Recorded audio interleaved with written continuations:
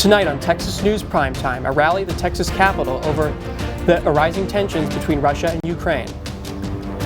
APD officers are indicted for use of force. And UT senior Jessica Singh advances to the semifinals of Jeopardy! You're watching Texas News Primetime, your leader for live, local UT coverage.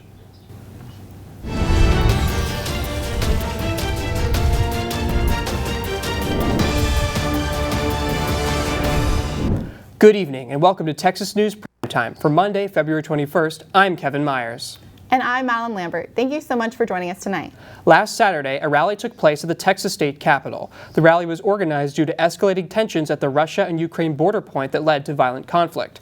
Tatiana, who is a protester from central Ukraine, said, quote, "We're witnessing Ukraine becoming a bargaining chip in the world arena. It's really easy to ignore what's happening there if you're not involved," end quote. Before the rally, President Biden said, quote, "The invasion in Ukraine is imminent," end quote.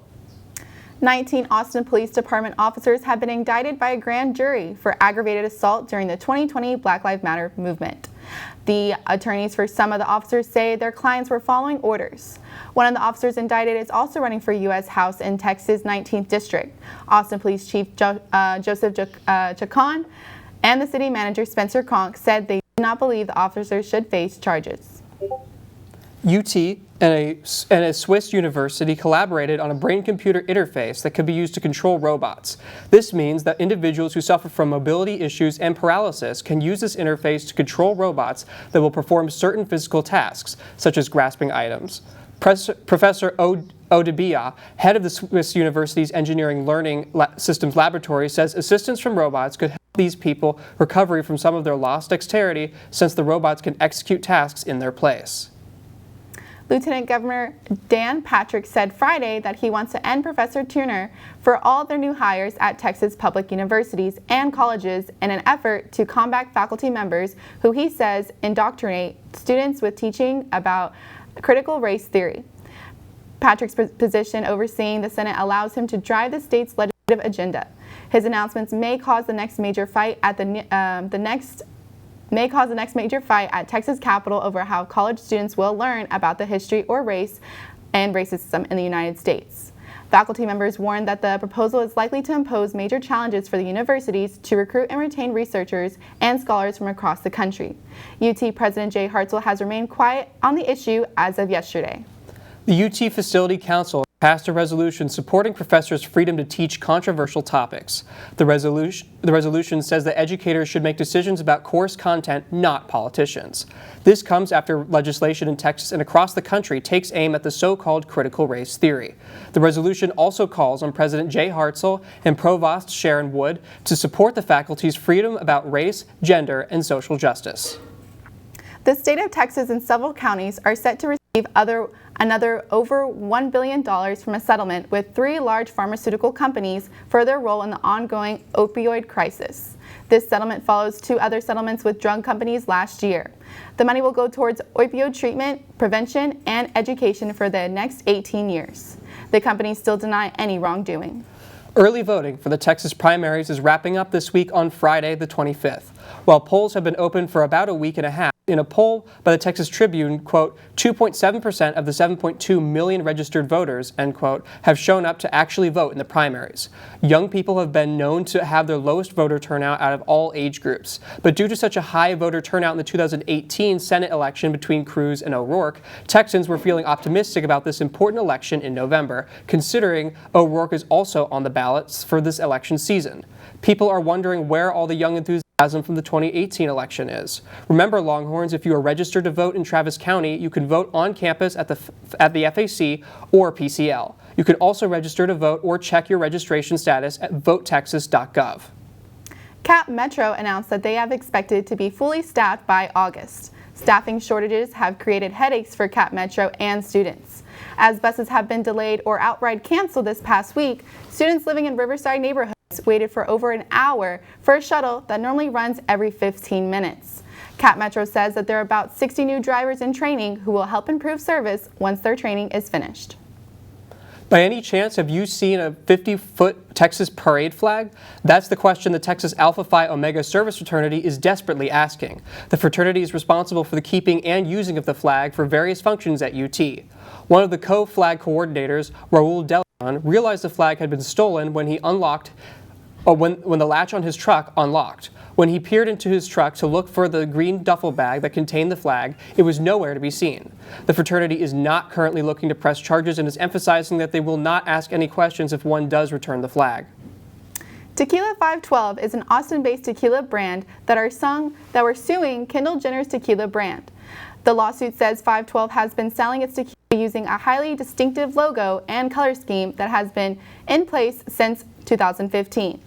512 is asking the court to issue an order to stopping 818 from using alleged products, packaging, website, and marketing. Coming up on Texas News Primetime, Andres Calaxido will be bringing you up to date on the world of business. So stay tuned and we'll catch you after the break. 1% and NASDAQ down by 1.2%. The Dow Jones is also down by 0.7% and Bitcoin has recently dropped below $40,000. The decreasing percentages for Bitcoin and both NASDAQ and the S&P 500 come as a result of the geopolitical conflict between Ukraine and Russia. Elon Musk announced on Twitter last Friday that Tesla's Austin's manufacturing location will open on April 7th. The grand opening, dubbed GigaFest, will be hosted at the factory which Musk is calling Texas.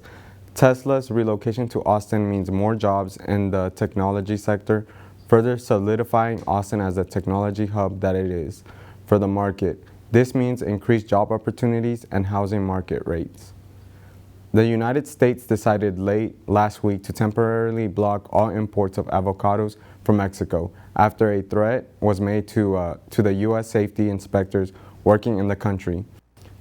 80% of the avocados consumed come from Mexico, and the average price of $1.43 an avocado was already nearly 11% higher than a year ago.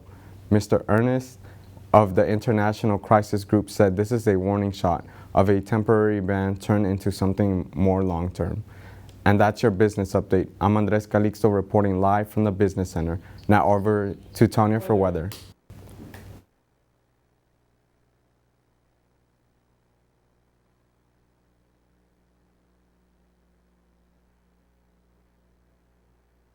Is spring weather making an early appearance? Find out when we can expect to see some warmer temperatures after the break.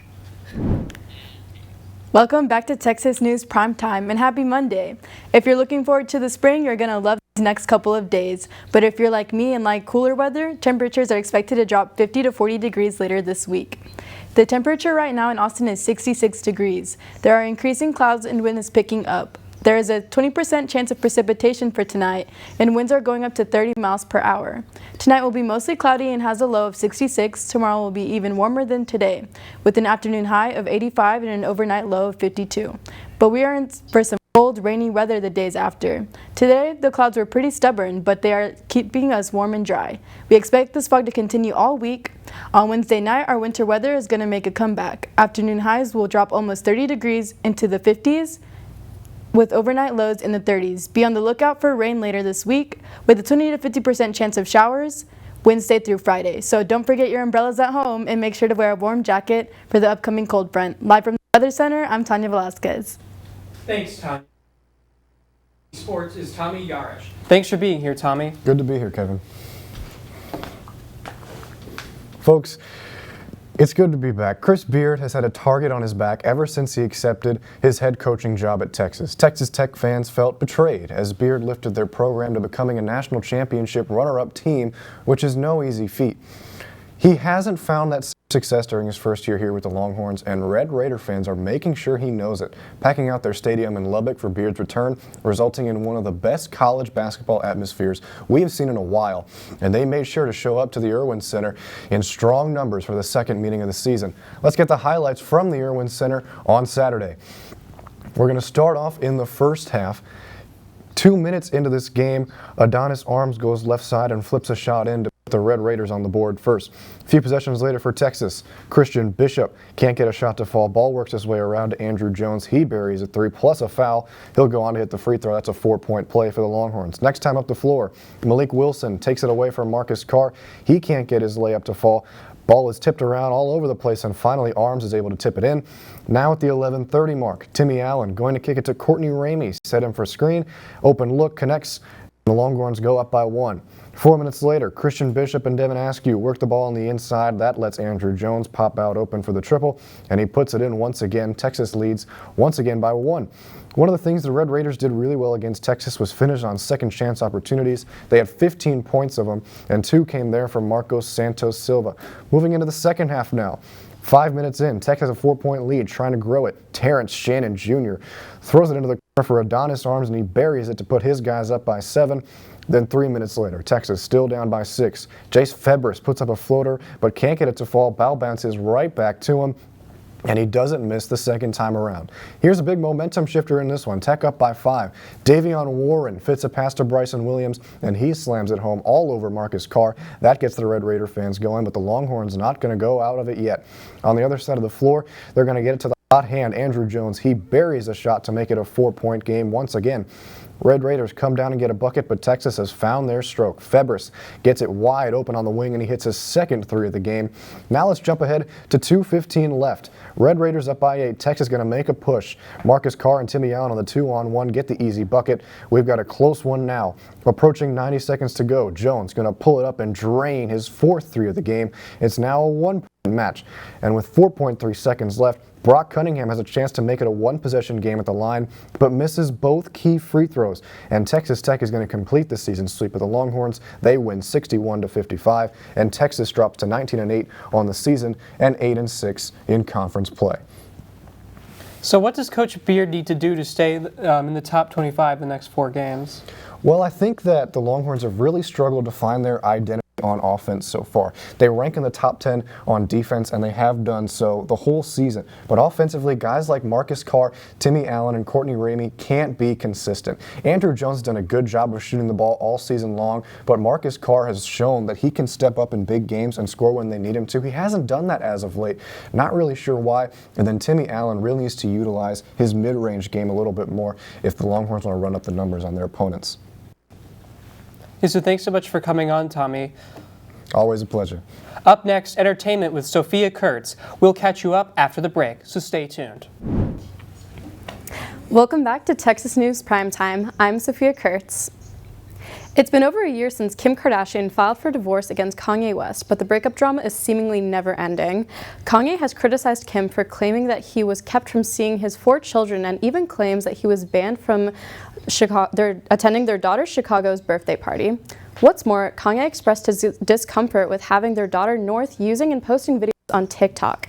This prompted Kim's only response to Kanye, stating, "Kanye's constant attacks on me in interviews and on social media is actually more hurtful than any TikTok North might create. As the parent who is the main provider and caregiver to our children, I'm doing my best to protect our daughter while also allowing her to express her creativity in the medium that she wishes with adult supervision because it brings her happiness." Minka Kelly had a conversation with Euphoria creator Sam Levinson about her character's scripted nude scene. Kelly shared that her character, who hired Alexa Demi's character, Maddie Perez, as her son's babysitter, was supposed to have a nude scene until Kelly told her concerns. She felt the scene could be frustrating and throwing the audience off. She added that Levinson rewrote dialogue on the spot for her sexual pool scene with Demi. When the clock struck midnight last Friday, Taylor Swift released a re-recording of the album Red. Red was released in October 2012, but this past year, Taylor re-recorded the tracks and included additional songs. One standout is the 10-minute version of All Too Well, which is rumored to be about actor Jake Gyllenhaal. Swifties were gifted with more than just songs, as Taylor also released a 10-minute music video to accompany the album. The music video stars Dylan O'Brien, Sadie Sink, and Taylor Swift. You can catch it on YouTube and playing at the AMC 13 Theater in New York City. Taylor, the Queen of Surprises, also announced on Saturday the release of another music video directed with Blake Lively. Let's see how it will compare to All Too Well. That's it for your entertainment news. I'm Sophia Kurtz. Now back to you. Thanks, Sophia. Thank you for tuning in. You can follow us on Twitter and be sure to check out our new Instagram profile at TSTV News. If you have a news, you can reach us on all of our social media sites or find our tip line using the QR code or link below. I'm Madeline Lambert. And I'm Kevin Myers. Thank you all for tuning in this evening.